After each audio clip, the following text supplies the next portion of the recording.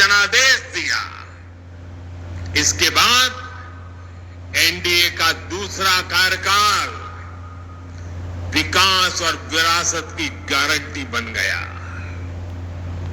2024 में इसी गारंटी के साथ हम जन जन का आशीर्वाद लेने देश के कोने कोने में गए। आज तीसरी बार जो आशीर्वाद एनडीए को मिला है, मैं इसके सामने, जनता जनार्दन के सामने विनय भाव से नतमस्तक हूं।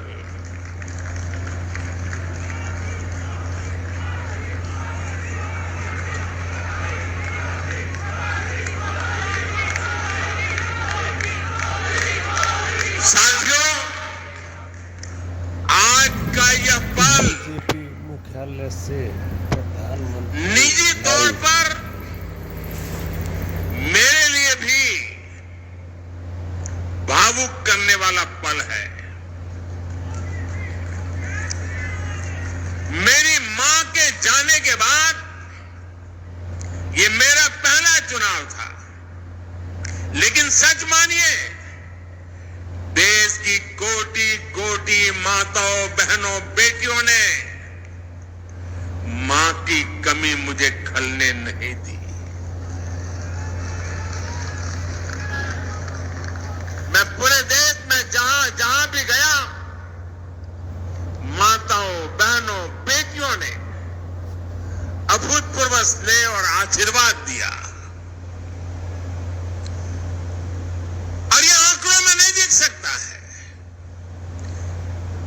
देश के इतिहास में महिलाओं द्वारा वोटिंग के सारे रिकॉर्ड टूट गए। इस प्यार, इस अपनेपन को मैं शब्दों में बयान नहीं कर सकता। ये मेरे भावों में है। ये मेरे मन मस्तिष्क के कोने कोने में रचा बसा है। देश की कोटि कोटि माताओं, बहनों ने मुझे नई प्रेरणा दी है। साथियों, पिछले 10 साल में देश ने बहुत बड़े फैसले लिए हैं। राष्ट्र प्रथम की भावना हमें असामान्य लक्ष्य हासिल करने का हौसला देती है। ये हम में कुछ कर गुजरने की इच्छा शक्ति उत्पन्न करती है। हमने दुनिया की सबसे बड़ी जन कल्याणकारी योजनाएं चलाई। आजादी के 70 साल बाद 12 करोड़ लोगों को नल से जल मिला। आजादी के 70 साल बाद 4 करोड़ गरीबों को पक्के घर मिले।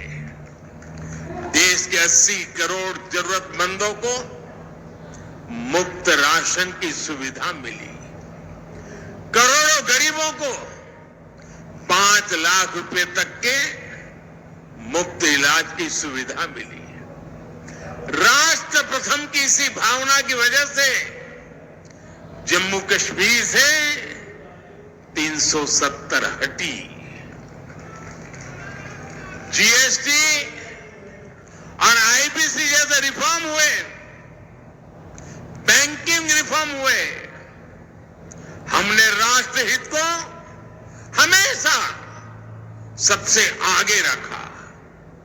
आप याद करिए, कोरोना का इतना बड़ा संकट आया, हमने वही फैसला लिया जो देश हित में था, जनहित में था। हमने हर दबाव से अलग हटकर कदम उठाया और इसी का नतीजा है आज भारत दुनिया की सबसे तेजी से विकसित होती बड़ी इकोनॉमी है। राष्ट्र प्रथम की यही भावना भारत को आत्मनिर्भर बनाएगी। साथियों, 10 साल के बाद लगातार 30